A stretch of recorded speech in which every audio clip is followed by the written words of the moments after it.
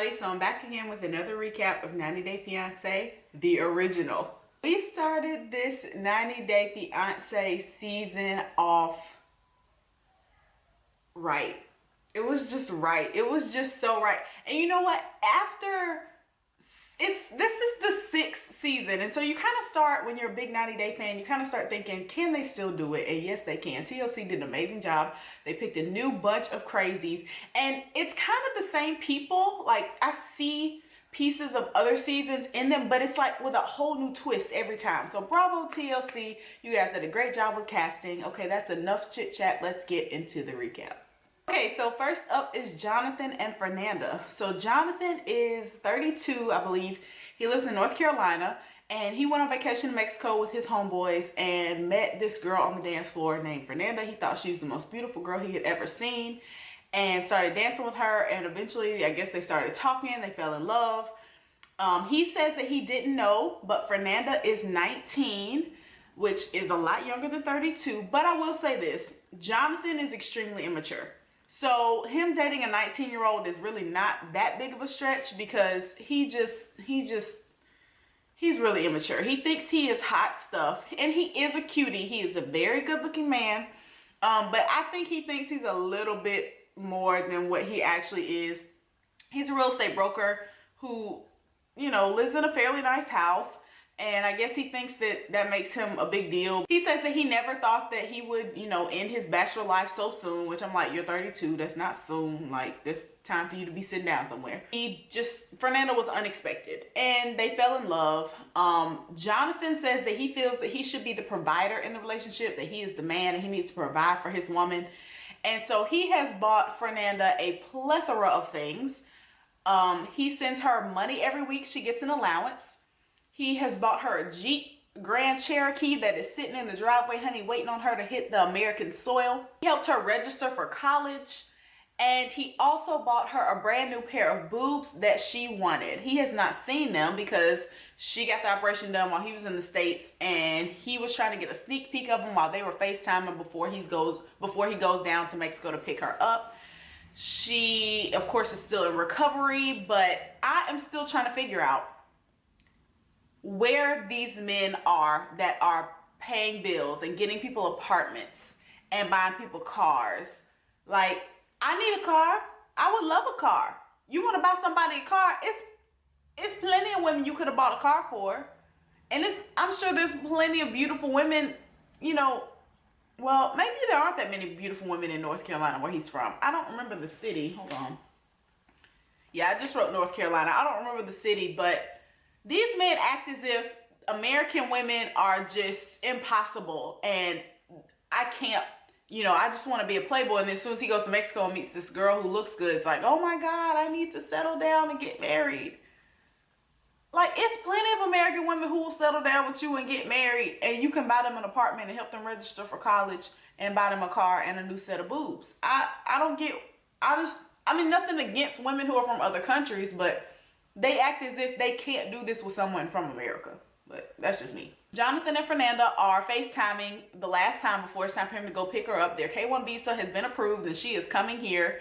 And she is very young, and she has to leave her family and friends in Mexico. She has never left Mexico before, and she's having a tough time with it, which is understandable. If you were 19 and just had to uproot your whole life to move away, it's almost kind of like going off to college, but a bigger deal, because, you know, it's like, it's just, if you've never left somewhere, it's tough. It's a tough transition. So I kind of feel for Fernanda in that regard.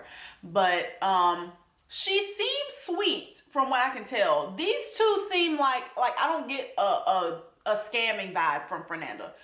Most of the time when it's situations like that, I get like she always wanted to come to you. That was her dream, was to come to the United States. She's trying to be an actress. She's a beautiful girl, but I just don't get the scamming vibe from Fernanda. I think that Fernanda just genuinely likes Jonathan, and he said, you need to come here. So she's like, okay, I'm going to move there. She says she never dreamed of leaving Mexico. I believe her.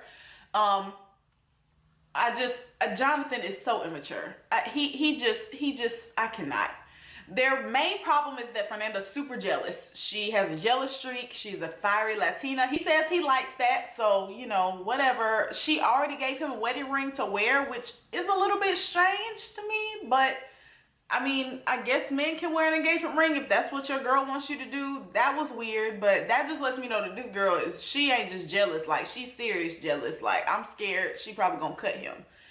I've never heard of a woman giving a man a ring to wear while they're just engaged, but he says he likes it, so he goes down to Mexico to pick her up. TLC does not show that he was there for 5 days. They pack up all her stuff and they come back to the United States.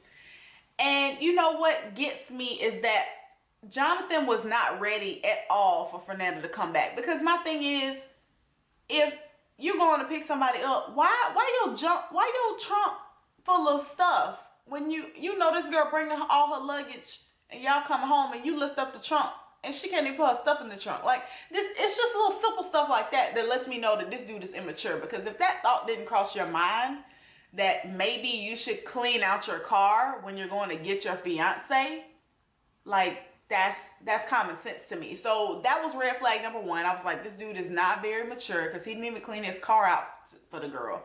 Number two, they get to the house, and this is out of his control, but there's no power on. Apparently there were some thunderstorms in North Carolina, like, while they were gone, and the power was out, which is not his fault. I'm not blaming him for that.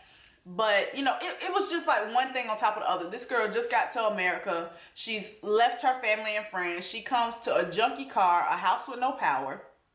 So they're walking around, looking around, and what do you know? This girl opens the first drawer in the room she walks in, and it's some panties in there.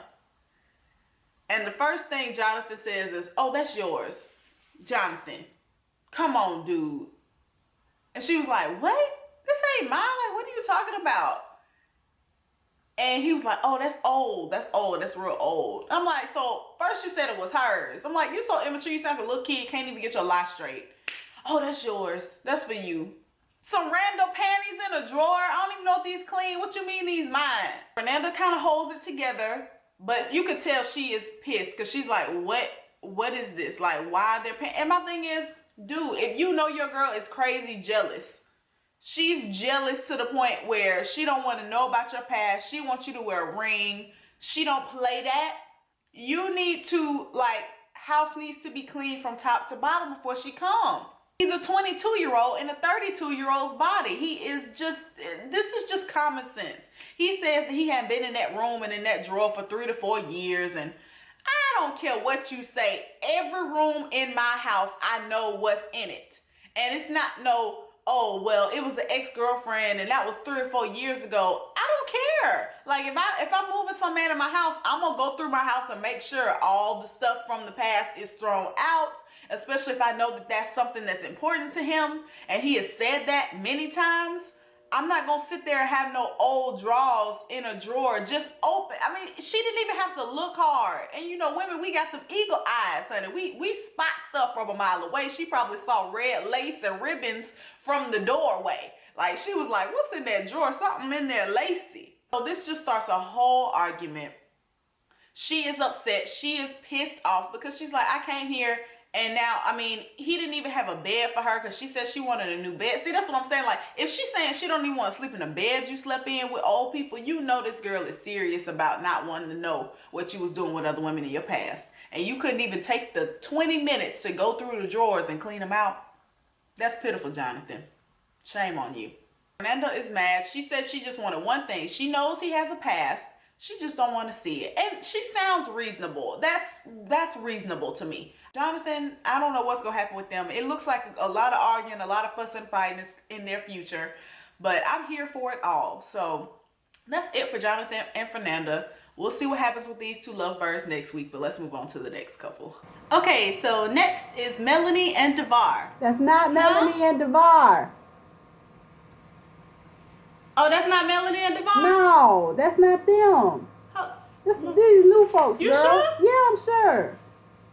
Jamaica? White woman, Jamaica? Ashley. Yeah, young, age no. It's not the... No. Okay, my bad, y'all. It's not... So you need to do Okay, this again. let me start over. I'm going to start over. So next is Molly and Luis. No. What? That's not them. That ain't Molly and Luis either? No. What are you talking what about? No. Met on vacation? No. He worked at the resort? No, I know. He young, he wild and young? No, that's you sure? Ashley. Yes, I'm sure. This sound like Molly. No, okay. It's not Molly. Well, who is it then? Girl, that's Ashley. Oh, okay. All right. Well, let me start over. I'm sorry, y'all. Together. Getting confused. Yeah, you. My bad. Confused. Let's start over. Bad. You right. Start that over. Yeah, start over. Is Ashley and Jay, and this couple. This is like if Melanie and DeVar and Molly and Luis merged together. That's Ashley and Jay. So to a wedding in Jamaica and met Jay, of course, at the resort like everybody does. Everybody in these countries that are resort locations, that outside the resort, everybody's poor, that's all they do is they work at hotels and resorts. And then they meet American people and they fall in love with them so that they can go to America. I don't want to say that everybody who does that is scamming, but a lot of them, like, that's their end game. I went to the Dominican Republic and me and my sister and the dudes there were two dudes that worked at the resort and they like latched on to us. They were following us around the whole week.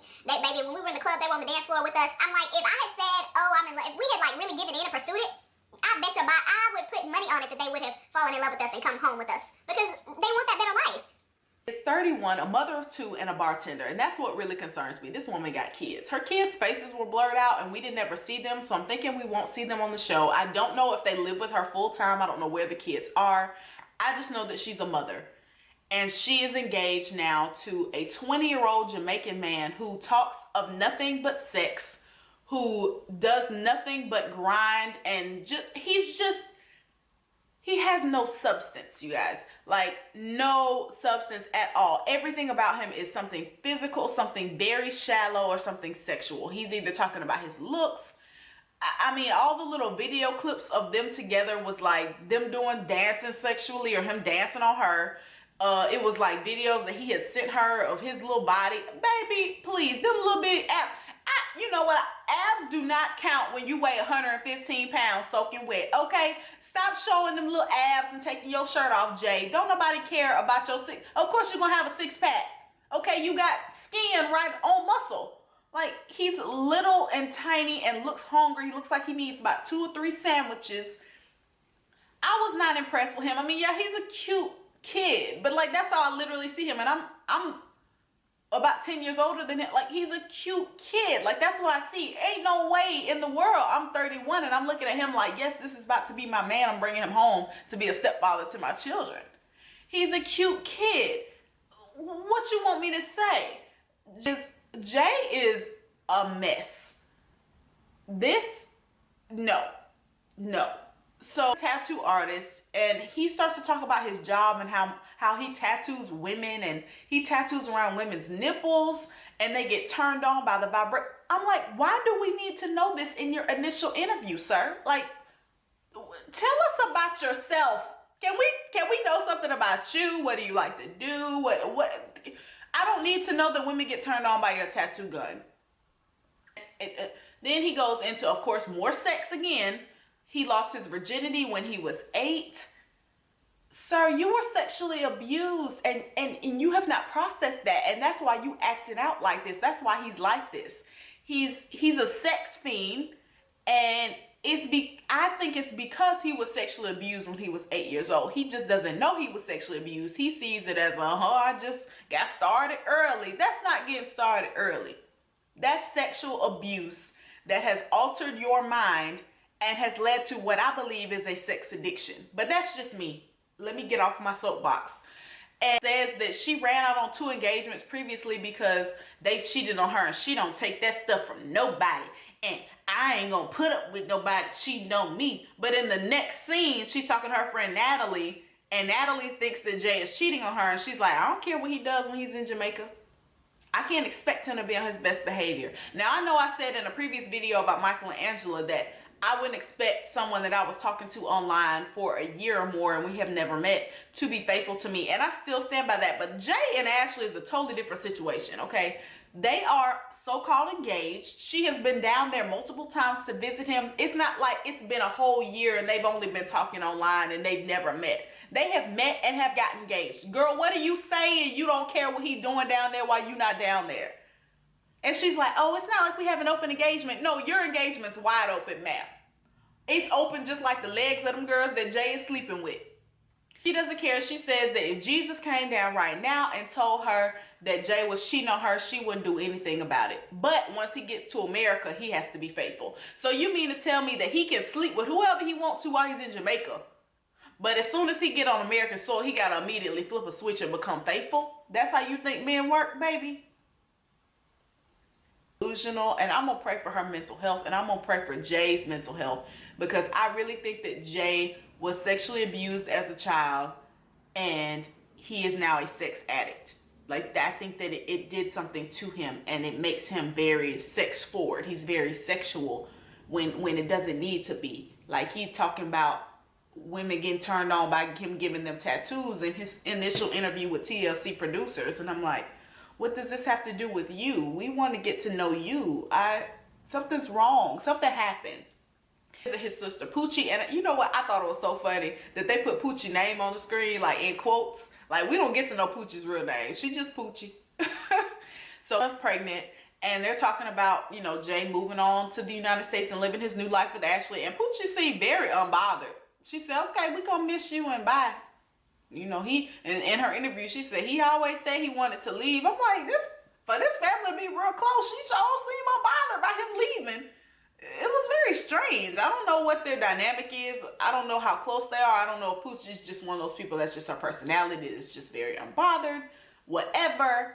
But yeah, she said that Jay has had a lot of women, and I'm sure Jay still has had a lot of women. Apparently, he stole his father's girl. This man is a sex addict. Oh, y'all, it's something wrong. Like, this is not normal behavior, even for a 20-year-old.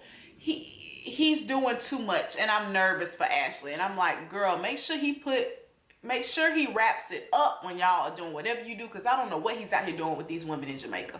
And something tells me that he has like almost like manic behavior when it comes to sex, like throwing caution to the wind. I don't trust him, and she shouldn't trust him either. She's an idiot for thinking that he's gonna be faithful when he comes to the United States, because he's not, and this is not gonna end well.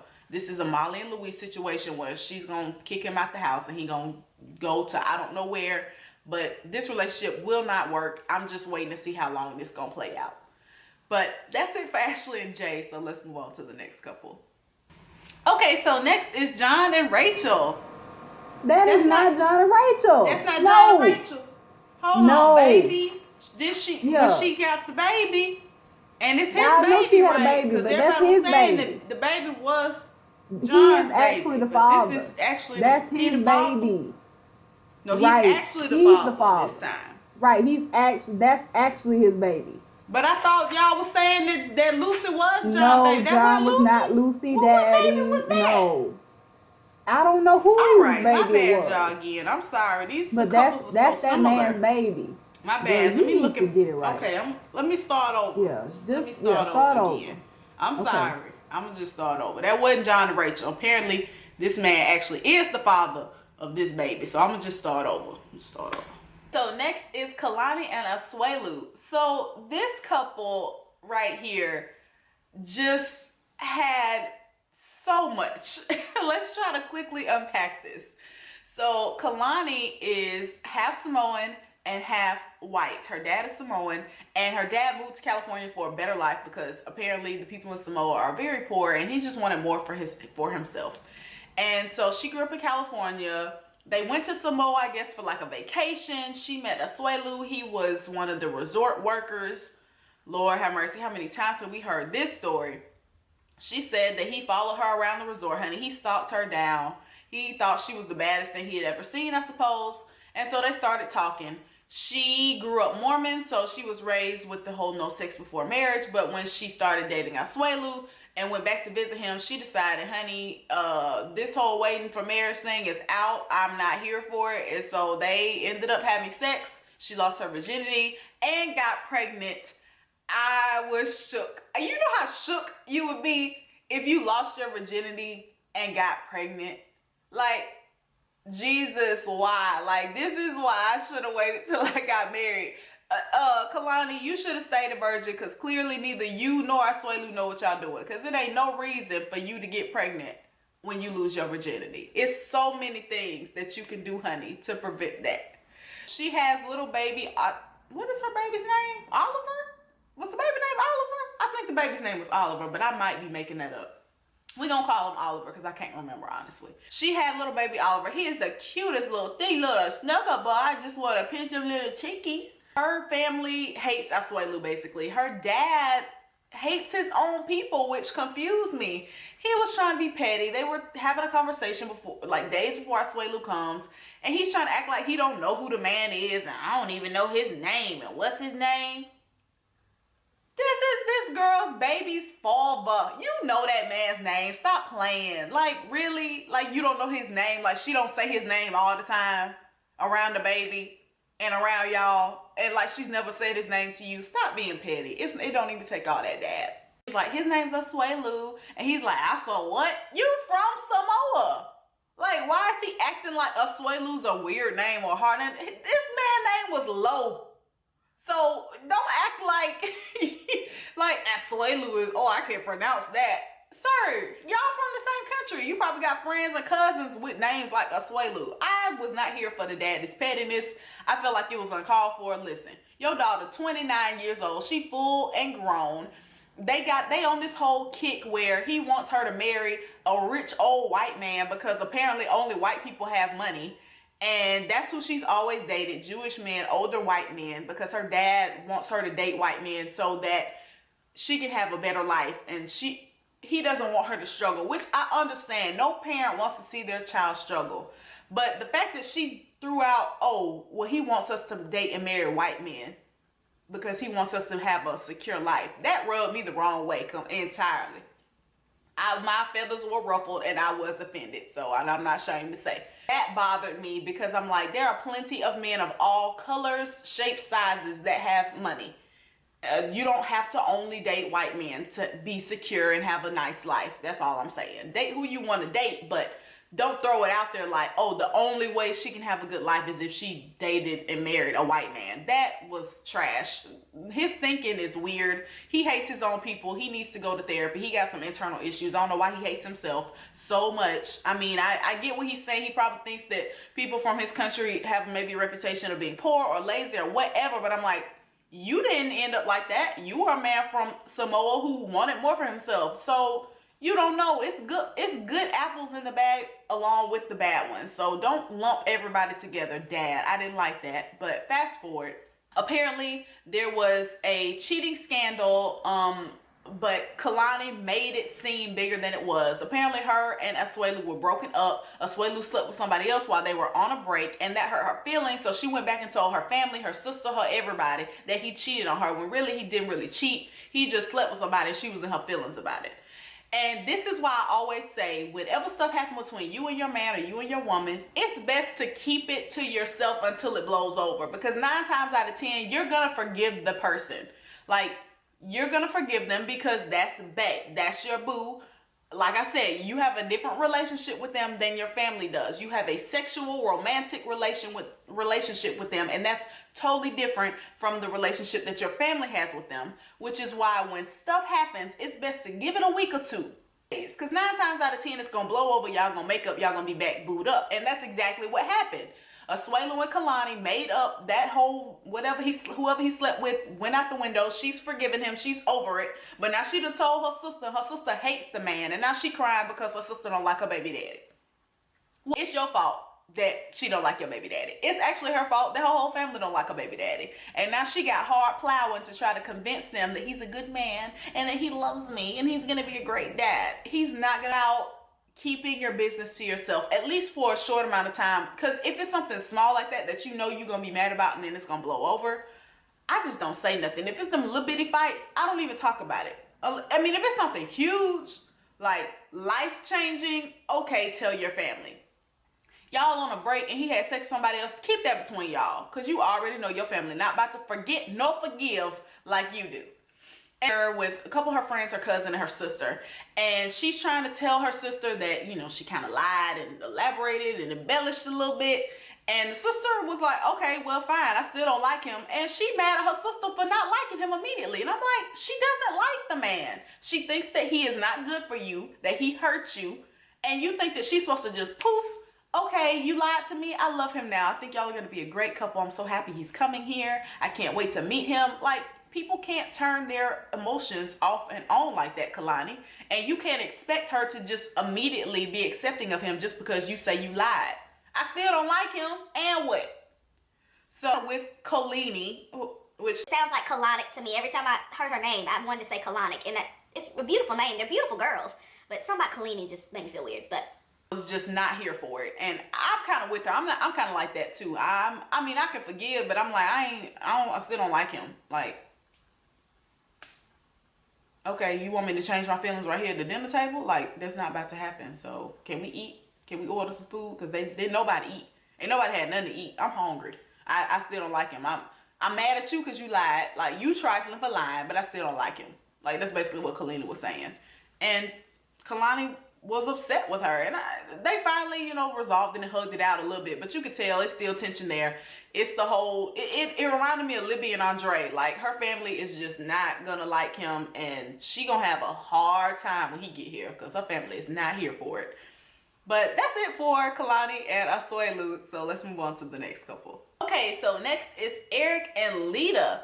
So Eric is, oh, I did not write his age down. He's probably a strong 52. He has been a Marine for like the last 20 something years, honey. He loves America.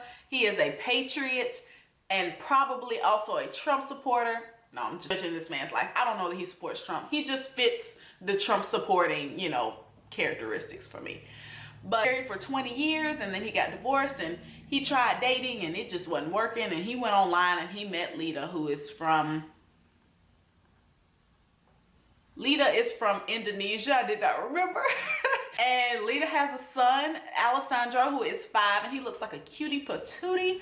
And so these two met and fell in love. After just 2 days, he proposed to her, which seems crazy. His family, he has 3 daughters with his ex-wife. His ex-wife's name was Tanya, and she just seemed like a lovely woman. I just didn't understand why they couldn't work it out. So something tells me that something might be a little off with Eric. This woman just seems so sweet and lovely. But he has 3 daughters. One of them, the middle daughter, who's 19, lives with him in a teeny tiny apartment that they do not keep clean, honey. And Leida does not know about the apartment and it being small and that the daughter lives there. He's already asked the daughters to leave, but she does not seem concerned at all. Honey, she has some kind of side mullet haircut. She's got business on the side, party on the other side. I don't know what's going on with Tasha, but she is not trying to move out of that apartment. She's not taking it seriously, and he has a conversation with her about it, and she just wants to know, you know, why she has to be forced out of her apartment just because you want to bring a new wife and child into your life. And my thing is, he said that they split the rent and everything. And I'm like, but you were in the military for all those years and retired. And don't you have money to just get your own apartment? Like, why does he have to ask Tasha to leave? Why doesn't he go get something that is nice for his new family that he's bringing to the United States? I just didn't understand why he couldn't. Why is he splitting bills with his 19-year-old daughter? Like, don't people in the military when they retire get paid pretty well? I thought, but maybe it's a misconception for me with military people. I thought they got paid pretty well. I don't understand why he's splitting bills with his 19-year-old daughter. I don't know if he's trying to teach her responsibility, but it's a pretty small apartment. He clearly needs his wife. He needs a woman in the home because he doesn't know how to wash clothes, dishes, clean up, sweep, nothing. All the apartment looked a mess, and y'all know how I feel about clutter, and you know I was freaking out when they showed that apartment. I'm like, did you not know the cameras were coming over? Just straighten up a little bit for the producers at least. It was a mess in there, and Leida is in for a rude awakening when she gets to the United States because I don't think Tasha's going anywhere. I think Tasha's going to be right there when Leida lands. And her baby are gonna have to come up in there, and I can only imagine the smell with laundry baskets and the dishes and the clutter and junk. But anyway, one of the red flags with Leida that his family is concerned about is that Leida apparently has money in Indonesia where she's from. She has maids, drivers, chefs. She showed a little tour of her home and they're like, well, if she has all these nice things, why would she want to come to America to live with him? I don't really know what's going on with Leida. Something's fishy about her. I just can't put my finger on it, but I get bad vibes because I'm asking the same question. If you have this luxurious life in Indonesia with maids, drivers, I mean, she's richy rich basically. And why would you want to come to America? I think that she thinks that Eric is rich, like American money rich. And that she thinks that even though she has drivers, maids, chefs in Indonesia, I think she thinks she's going to have all those things in America. And then it's going to be even bigger and better because, of course, everything in America is bigger and better because that's what a lot of people in other countries think that we live like. And she is downgrading. This is the first time that I think I've seen on 90 Day Fiance someone downgrade. I mean, normally those girls are really poor and coming here and they still have complaints. So I can imagine a girl who's rich over there coming here. She's not going to have it. I don't know what's going on with Leida. Something ain't right with her. Y'all help me out. Get in the comments and let me know what you think about Leida because her story is very strange. Do you think she just thinks Eric is super rich and Eric has nothing? Like, why would you leave that? And he was like, well, it's still America. Even being rich over there is still better than America. You can't tell me having maids, chefs, and drivers, and then you come here and you living in a tiny apartment with his daughter. They don't even clean up. How is that better? No, Eric, that's not better. That's worse. She is downgrading and she needs to stay where she is. I told y'all before. All y'all think y'all want to come over here and live a better life. Stay where you at, okay? Unless you like Hazel and you are homeless, just stay where you are because it's not going to be better when you get here. The other thing that's real fishy about Leida is she doesn't like that Eric pays child support, which is strange to me. She thinks that it's bad that he pays child support. I don't understand. Leida is a strange woman.